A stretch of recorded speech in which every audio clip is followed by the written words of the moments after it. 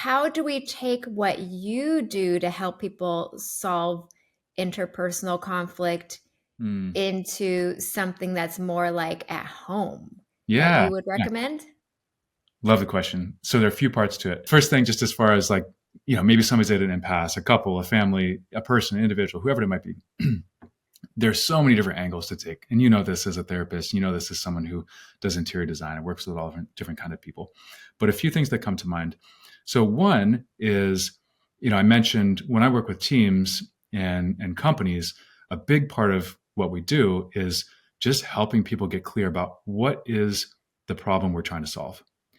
And I believe I've heard you talked about this as like what a core, tell me the term Yeah. you like, A core desire. core Yes. desire, Your right? why. So Mhm. what's your why? Exactly. So actually, I'm just going to be like plus oneing what you think here. But let's say I'm working with a company and they're like, return to work. Everybody's got to be back in the office. And we're like, okay, let's hold up for a second. What problem are we trying to solve? And it's like, well, we're trying to solve the problem of getting people. And it's like, oh, no, hold up. Why?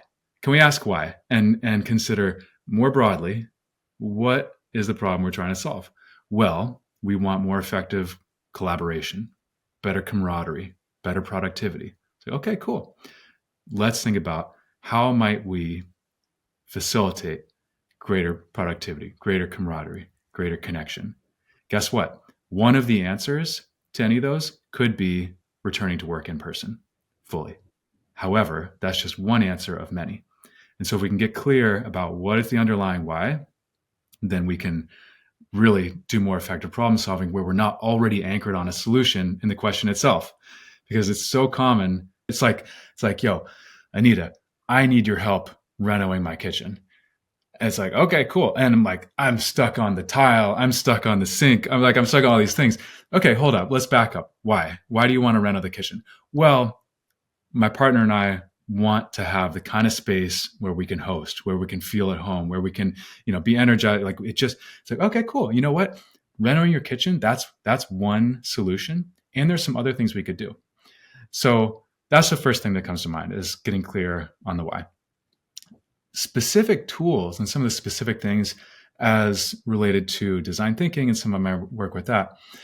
There's some different kind of component parts of this process. And the first is empathy, like really deeply and clearly understanding human Yes. needs. Now, that can be tricky if it's myself in my home. I might need that external perspective, like you're talking about, right? But how can we take some empathetic approaches to understanding that why and those human needs? Like, what are the needs? What are the problems that need to be solved? Then we can get clear about what is it. We're defining the problem to be solved, and then really coming up with a lot of different ideas. And one thing I'll note from a decision making perspective, something that research shows that actually many of us, I think most of us, have this tendency to opt toward like binary either or decisions, like should I do green or white? And it turns out that we make more effective decisions and decisions we're happier with if we introduce at least a third element. So Okay. at least, and it could be your kind of bifurcating the either or, right? It's like I either reno my kitchen or I don't. And it's like, well, you could reno it in this way or this other way, or you could not and do nothing, or you could not and do this other thing with those resources and time, right? We just turn two into four, and actually it helps expand our thinking and it helps us make more effective decisions. And maybe we still make, in the end, it could be we still make the same decision we would have anyway, but with greater information and a better perspective about it. So that's one thing, right? Once we've had all those ideas and we've had a good process for decision making, well, one of these components of this approach we've been talking about, design thinking, that I use a lot in my work is prototyping. Now, prototyping, it's like, how can you do cheap, quick, easy versions of some of the different abstract ideas, right? You're like, I'm thinking about doing this thing. It's going to be like a $50,000 reno and it's like, hold up. Can we put some tape on the wall? Can we put like literally So like tape DIYs. straight up? Yeah.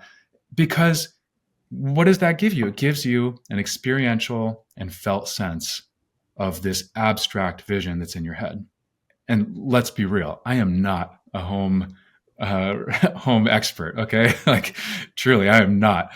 But I do think in the ways that I do this work with groups, there's a lot of overlap. It's like so common to have all these great ideas, but I might be like, yeah, Anita, we're gonna do the kitchen this way. And if I communicate it verbally to you, you could understand it one way and I could be thinking about it completely different, no matter how articulate I may or may not be. Yes.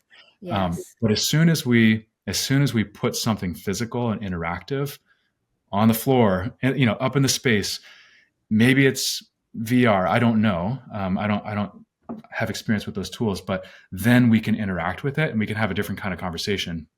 So I do think, as far as that impasse, that getting stuck or unstuck that you're talking about, that a tool like that is super helpful. And it also gets back to some of what we talked about as far as like creating the nudges, like designing in advance for the kind of interaction, for the kind of space that we want, right? So I always think of like, I don't know, what are some of the nudges that are around us? If you if you go on Instagram, you don't reach the end. Like there's unlimited scroll. That's by design. It's Yes. to keep you scrolling. If you get Mhm. cash out of an ATM, does it give you your cash first or your card back first? Gives you your card back first, because otherwise you and I and everybody else walks away with the cash and forgets our card every single time, right? Mhm.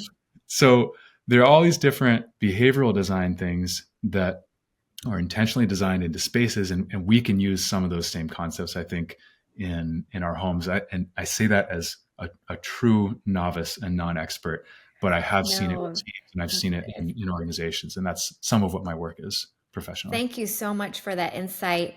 I'm the words and the notes that I'm picking up on is Mm. first, there's no two-way solutions. I had a really great therapist, and I remember I was in my mid-20s. I think it was a quarter life, Yeah. crisis. Yeah.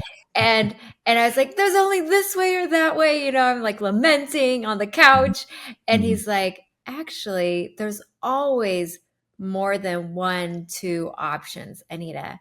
And even if it's not perfect, that's the thing, is I think there's just a lot of perfectionistic thinking as well that we humans tend to do. It's very human to do that, right? We just want an answer. For me, there's that anxiety of not knowing, but I also really loved your note on empathy. And then lastly, the nudges.